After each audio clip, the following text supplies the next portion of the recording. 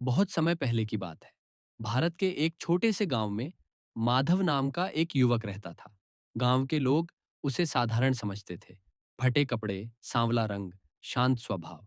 कई लोग उसका मजाक उड़ाते, कहते, काला है, गरीब है, किस काम का है। लेकिन कोई नहीं जानता था कि माधव के भीतर तपस्या की अग्नि जल रही थी। माधव बचपन से ही अभाव में पला था। पिता खेतों में मजदूरी करते करते चल बसे। माँ बीमारी से ग्रस्त थीं। घर में कई दिन चूल्हा नहीं जलता था। गांव के अमीर लोग सफेद कपड़े, सोने के गहने, बड़ी बातों में डूबे रहते। गरीबों को मंदिर के आगे से भी अक्सर दुत्कार दिया जाता। माधव ने सब सहा, अपमान, भूख, तिरस्कार, पर उसके मन में कभी द्वेष नहीं आया।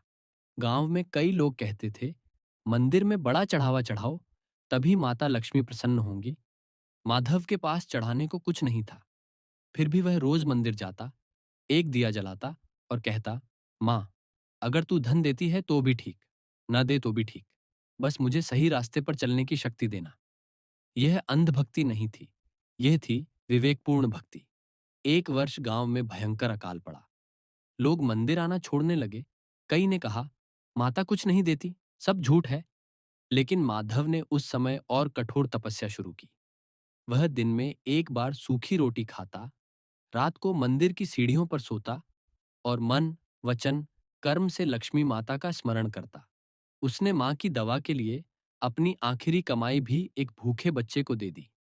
यही था त्याग। एक दिन गांव के सेठ की तिजोरी से धन चोरी हो गया। संदेह सीधे माधव पर आया। क्यों?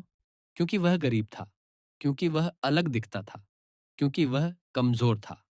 बिना पूछे उसे बांध दिया गया। गांव वालों ने कहा, गरीब ही चोर होता है। माधव ने कोई सफाई नहीं दी। सिर झुकाकर बोला, अगर यह भी मां की परीक्षा है तो मैं स्वीकार करता हूं। यह था समर्पण। उसी रात, नए साल की पहली रात्रि थी। मंदिर में दीप अपने आप जल उठे। हवा में सुगंध फैल गई।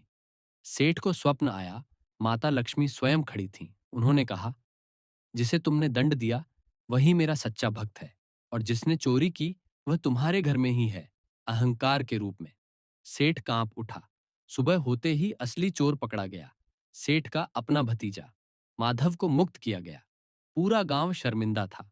सेठ ने माधव के चरणों में गिरकर कहा, मुझे क्षमा कर दो।